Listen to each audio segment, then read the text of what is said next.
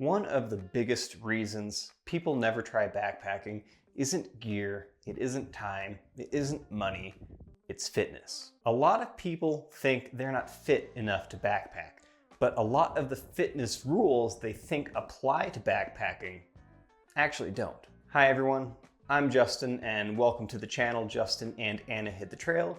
Here we talk about all things backpacking and hiking, especially backpacking. And today I'm going to break down 5 backpacking fitness myths that may be stopping you from backpacking. If you've ever looked at a backpacking trip online and thought, I could never do that, well, this video is for you. Backpacking fitness is one of the most misunderstood parts about getting into the outdoors, and these myths might be scaring you away before even trying. And what's frustrating is a lot of these ideas aren't just wrong, they're unnecessarily intimidating. Myth number 1, you have to be in amazing shape to go backpacking. And this is probably the biggest myth of them all. When people picture backpacking, they often picture big mileage days, endless climbing uphill, and just being exhausted all the time. And a lot of this comes from highlight reels that you see on social media.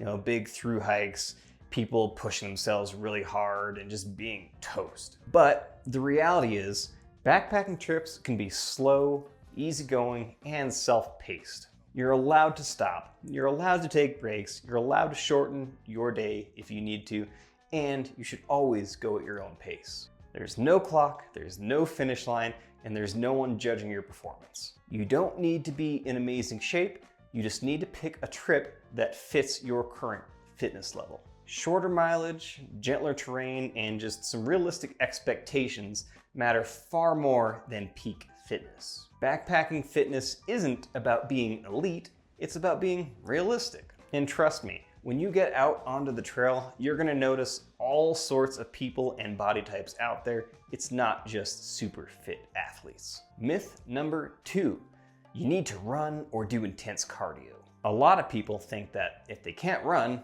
they can't backpack. And honestly, a lot of people hate running, and they just assume that backpacking isn't for them. But backpacking isn't a run, it isn't a race, it's slow and steady. Now, this isn't to say that running can help with backpacking. I personally am a runner in addition to being a hiker and a backpacker, and I do find that the higher my running fitness is, the longer I can go out on the trail, but by no means should it stop you from backpacking. There are plenty of people out on the trail that don't run at all. What matters the most is just having some endurance. That means walking, hiking, stair climber, or an incline treadmill are better forms of training than running. If you can walk uphill for a long time, you're training correctly for backpacking. Backpacking rewards patience and pacing, not speed. Myth number 3, strong legs are all that matter. Backpacking looks like a leg activity, so most people assume that strong legs are all that matter. And yes, legs of course matter, but they're not the whole picture. Backpacking also demands balance, core stability, and joint strength and joint control, especially when you're carrying weight. That's why people can have strong legs and still feel unstable, unbalanced, and just wiped out on the trail. If your core is weak, your pack's gonna feel heavier.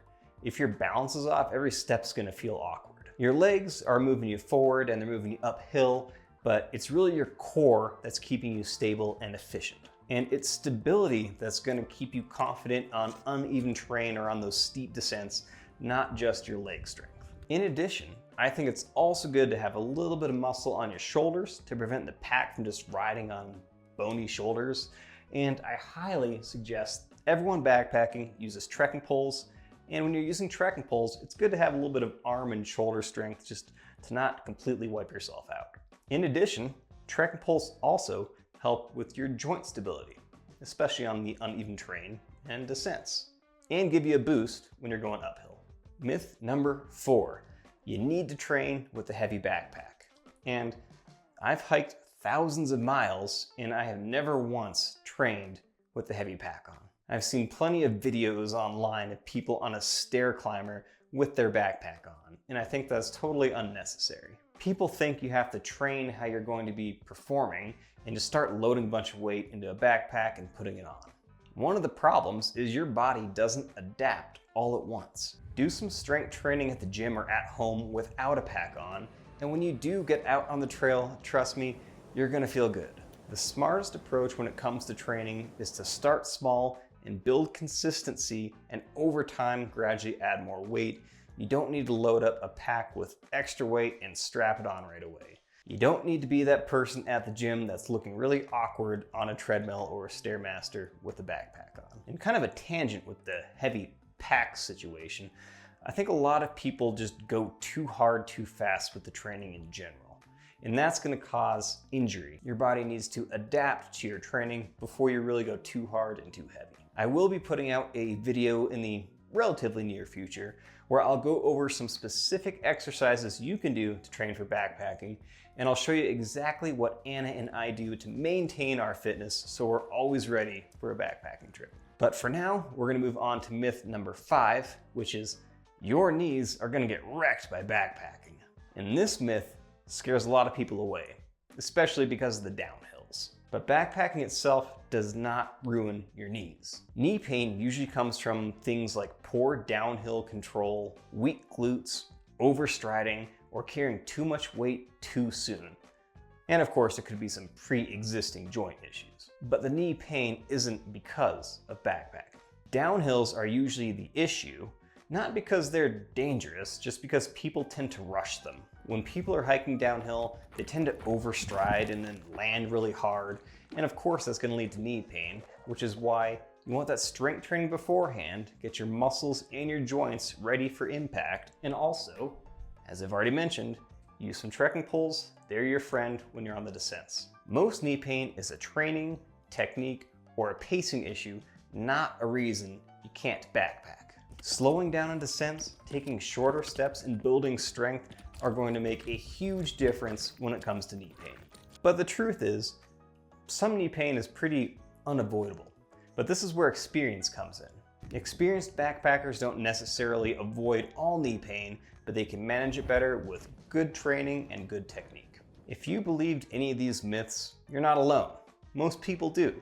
If you look at backpacking from a high level, these 5 things look like they could be very much true. Backpacking doesn't require perfection, it doesn't require fearlessness, and it certainly does not require being an elite athlete. It just requires patience, realistic expectations, and being willing to start where you are in your fitness. So start small, start where you are, and build up over time. Are any of these myths holding you back, or is it something else? Let me know in the comments, and let's talk about it.